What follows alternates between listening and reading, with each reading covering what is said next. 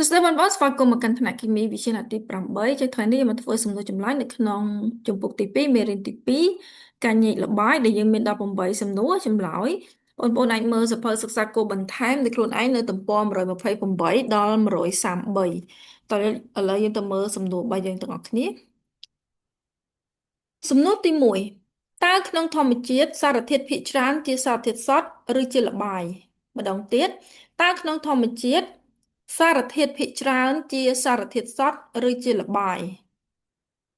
ចម្លើយក្នុងធម្មជាតិសារធាតុភាគច្រើនគឺជាល្បាយម្ដងទៀតក្នុងធម្មជាតិសារធាតុភាគច្រើនគឺជាល្បាយសំណួរទី2ចុះឲ្យឧទាហរណ៍ល្បាយឲ្យបានពីរនិងបញ្ជាក់សារធាតុផ្សំរបស់ល្បាយទាំងនោះម្ដងទៀតចុះឲ្យឧទាហរណ៍ល្បាយឲ្យបានពីរនិងបញ្ជាក់សារធាតុផ្សំរបស់ល្បាយទាំងនោះចាអញ្ចឹងចម្លើយរបស់យើងឧទាហរណ៍ល្បាយនិងសារធាតុផ្សំរបស់វាចាទី1ល្បាយស្រាផ្សំពីទឹកនិងអាល់កុលទី2ល្បាយទឹកសមុទ្រផ្សំពីទឹកនិងអំបិល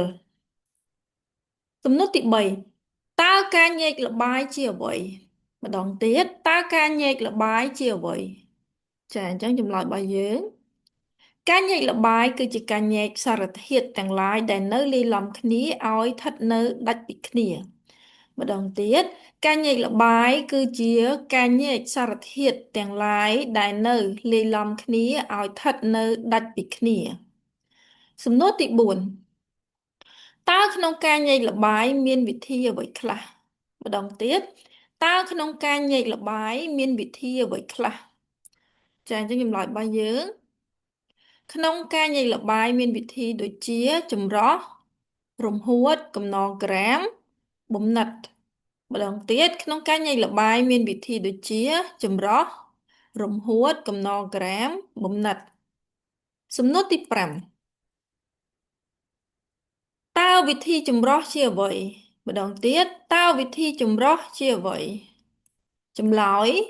ចម្រោះគឺជាវិធីសម្រាប់ញែកល្បាយអង្គធាតុរឹងពីអង្គធាតុរាវដោយប្រើឡាវដែលមានក្រដាសតម្រង់ធ្វើពីក្រដាសមានរន្ធតូចៗម្ដងទៀតចម្រោះគឺជាវិធីសម្រាប់ញែកល្បាយអង្គធាតុរឹងពីអង្គធាតុរាវដោយប្រើឡាវ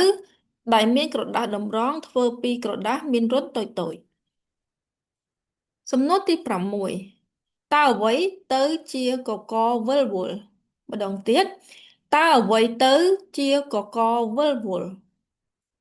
ចាចម្លើយរបស់យើងកករវិលវល់គឺជាអង្គធាតុរាវដែលផ្ទុកភាគល្អិតរឹងម្ដងទៀតកករវិលវល់គឺជាអង្គធាតុរាវដែលផ្ទុកភាគល្អិតរឹងសំណួរទី7តើអ្វីទៅជាផលចម្រោះម្ដងទៀតតើអ្វីទៅជាផលចម្រោះចម្លើយផលចម្រោះគឺជាអង្គធាតុរាវថ្លាដែលទទួលបានពីការច្រោះកករវិលវល់ម្ដងទៀតផលចម្រោះគឺជាអង្គធាតុរាវថ្លាដែលទទួលបានពីការច្រោះកករវិលវល់សំណួរទី8តើអ្វីទៅជាកាកសំណល់ម្ដងទៀតតើអ្វីទៅជាកាកសំណល់ចម្លើយកាកសំណល់គឺជាអង្គធាតុរឹងដែលសល់នៅលើក្រដាសតម្រង់ក្រោយពេលច្រោះរួចម្ដងទៀតកាកសំណល់គឺជាអង្គធាតុរឹងដែលសល់នៅលើក្រដាសតម្រង់ក្រោយពេលច្រោះរួចសំណួរទី9តើអំបិលរលាយក្នុងទឹកបង្កើតបានជាអ្វីម្ដងទៀតតើអំបិលរលាយក្នុងទឹក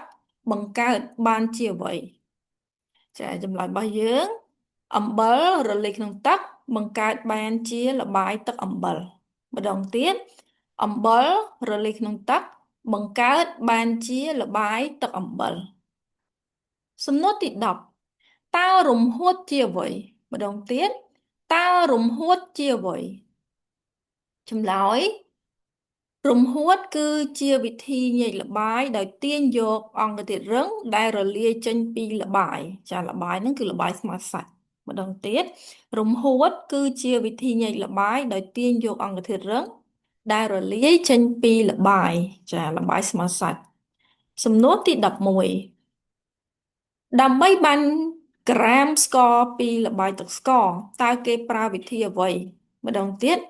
ដើម្បីបានក្រាមស្ករពីល្បាយទឹកស្ករតើគេប្រើវិធីអ្វីចាអញ្ចឹងចម្លើយរបស់យើងដើម្បីបានក្រាមស្ករពីល្បាយទឹកស្ករគេប្រើវិធីកំណរក្រាមម្ដងទៀតដើម្បីបានក្រាមស្ករពីល្បាយទឹកស្ករគេប្រើវិធីកំណរក្រាមសំណួរទី13ទី12ជាទូទៅដើម្បីញែកអង្គធាតុរឹងដែលបែកធាតុក្រោមអំពើនៃកម្ដៅចេញពីល្បាយតើយើងត្រូវប្រើវិធីអ្វីម្ដងទៀតជាទូទៅដើម្បីញែកអង្គធាតុរឹងដែលបែកធាតុក្រោមអំពើនៃកម្ដៅចេញពីល្បាយតើយើងត្រូវប្រើវិធីអ្វីចាអញ្ចឹងចម្លើយរបស់យើងជាទូទៅដើម្បីញែកអង្គធាតុរឹងដែលបែកធាតុក្រោមអំពើនៃកម្ដៅចេញពីល្បាយយើងត្រូវប្រើវិធីកំណរក្រាមម្ដងទៀតជាទូទៅដើម្បីញែកអង្គធាតុរឹងដែលបែកធាតុក្រោមអំពើនៃកម្ដៅចេញពីល្បាយយើងត្រូវប្រើវិធីកំណរក្រាមសំណួរទី13តើវិធីបំណិតប្រើសម្រាប់ធ្វើអ្វីម្ដងទៀតតើវិធីបំណិតប្រើសម្រាប់ធ្វើអ្វី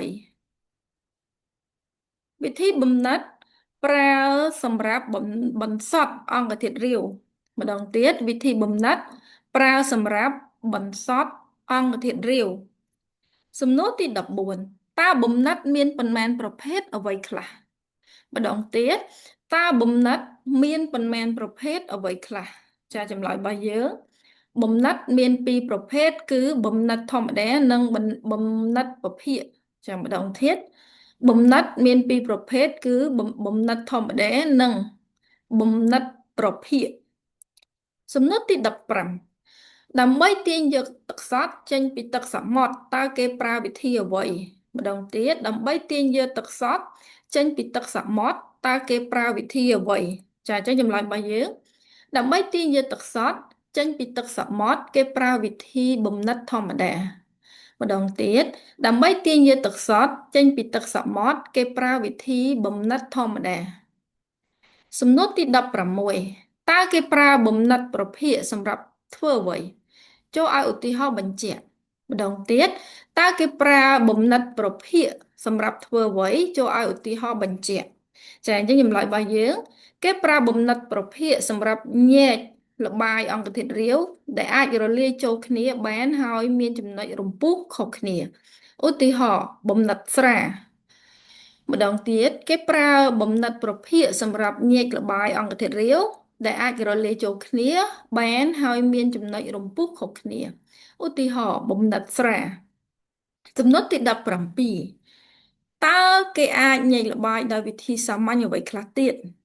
ម្ដងទៀតតើគេអាចញែកល្បាយដោយវិធីសាមញ្ញអ្វីខ្លះទៀតចម្លើយគេអាចញែកល្បាយដោយវិធីសាមញ្ញដូចជាបន្សាត់រយរែងម្ដងទៀតគេអាចញែកល្បាយដោយវិធីសាមញ្ញដូចជាបន្សាត់រយរែងសំណួរទី18ដែលជាសំណួរចុងក្រោយតើវិធីបន្សាត់គេធ្វើដូចម្ដេចម្ដងទៀតតើវិធីបន្សាត់គេធ្វើដូចម្ដេចចាអញ្ចឹងចម្លើយរបស់យើងវិធីបន្សាត់គេញែកចេញនៅអង្គធាតុរឹងដែលស្រាលជាងដោយប្រើចរន្តទឹកម្ដងទៀតវិធីបន្សាត់គេញែកចេញនៅអង្គធាតុរឹងដែលស្រាលជាងដោយប្រើចរន្តទឹកចាអញ្ចឹងនៅក្នុងវីដេអូនេះអ្នកគ្រូមានប៉ុណ្ណឹងបើសិនបងប្អូនពេញចិត្តវីដេអូអ្នកគ្រូកុំភ្លេចជួយ like ឬក៏ subscribe ដើម្បីទទួលបានវីដេអូថ្មីៗបន្តទៀតចាអរគុណច្រើនជម្រាបលា